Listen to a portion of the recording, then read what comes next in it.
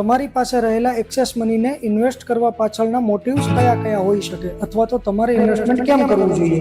જો તમે એક સેલેરાઇડ પર્સન છો તો તમારી ઇન્કમના ગ્રોથ માટેના ઓપ્શન્સ બહુ લિમિટેડ હોઈ શકે છે. તો એક પેસિવ ઇન્કમ જનરેટ કરવા માટે અથવા તો એક્ટિવ ઇન્કમ તમારી બંધ થયા પછીના રિટાયરમેન્ટ પ્લાનિંગ માટે અથવા તો અર્લી રિટાયરમેન્ટ માટે તમે આ પ્લાન કરી શકો છો. હાઉસવાઇફ્સ માટે એમની ડોમેસ્ટિક સેવિંગ્સ અથવા તો બ્લેસિંગ્સ મની એ હંમેશા બેંક એફડી કે પોસ્ટની સેવિંગ સ્કીમ જેવી વસ્તુઓમાં પાર્ક થયેલી હોય છે. જો એને પ્રોપરલી લોંગ ટર્મ પ્લાનિંગથી અથવા તો ગોલ બેઝડ પ્લાનિંગથી પાર્ક કરવામાં આવે તો સારી રીતે ગ્રો થઈ શકે છે. કોઈ HNI ઇન્વેસ્ટરે પોતાનું વેલ્થ ક્રિએશન કરવા માટે અથવા તો પેસિવ ઇન્કમ જનરેટ કરવા માટે આ પ્લાનિંગ કરવું જોઈએ, જેથી કરીને એના એક્ઝિસ્ટિંગ બિઝનેસમાંથી જે કેશ ફ્લો આવે છે એ એમાં ને એમાં રીઇન્વેસ્ટ થઈ શકે અને એનો બિઝનેસ અલગથી ગ્રો થઈ શકે અને પોતાની લાઈફસ્ટાઈલ અલગથી મેન્ટેન થઈ શકે. કોઈ પ્રોફેશનલ્સ છે કે જે એમના પ્રેક્ટિસમાંથી આવતા કેશ ફ્લોને મેનેજ કરી શકે અને એમાંથી પેસિવ ઇન્કમ પણ જનરેટ કરી શકે અને પોતાનું વેલ્થ ક્રિએશન પણ કરી શકે, કેમ કે એમના માટે એમની પ્રેક્ટિસ અને ઇન્વેસ્ટમેન્ટ આ બંને ડિફરન્ટ ફિલ્ડ છે. અથવા તો કોઈ પણ એવો વ્યક્તિ કે જેને જીવનમાં કોઈક ગોલ અચીવ કરવો છે,